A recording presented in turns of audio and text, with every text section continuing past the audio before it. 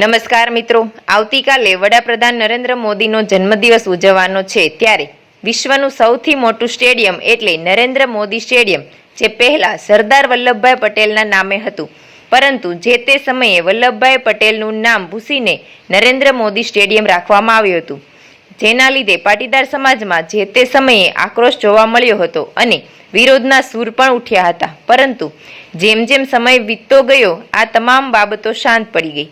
પરંતુ હાલ પાટીદાર સમાજ દ્વારા સરદાર વલ્લભભાઈ પટેલની સન્માન યાત્રા કરવામાં આવી રહી છે, જેની શરૂઆત બારડોલીથી થઈ છે અને સોમનાથ સુધીની આ યાત્રા છે.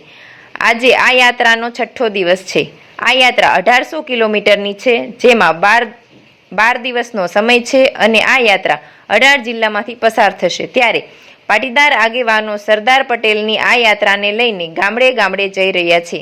ત્યારે ફરી એકવાર આ માંગ ઉઠી છે કે જે વિશ્વનું સૌથી મોટું સ્ટેડિયમ છે તેના પર સરદાર પટેલનું નામ અંકિત કરવામાં આવે અને આપણા માનવંતા નેતા સરદાર વલ્લભભાઈ પટેલનું નામ દુનિયામાં સૌથી મોટા સ્ટેડિયમ ઉપર લખીને તેને સન્માનિત કરવામાં આવે.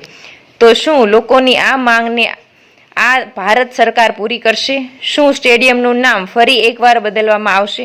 આપનું શું કહેવું છે? અમને કમેન્ટ જરૂર કરો અને આ ચેનલને સબસ્ક્રાઈબ કરો. ધન્યવાદ.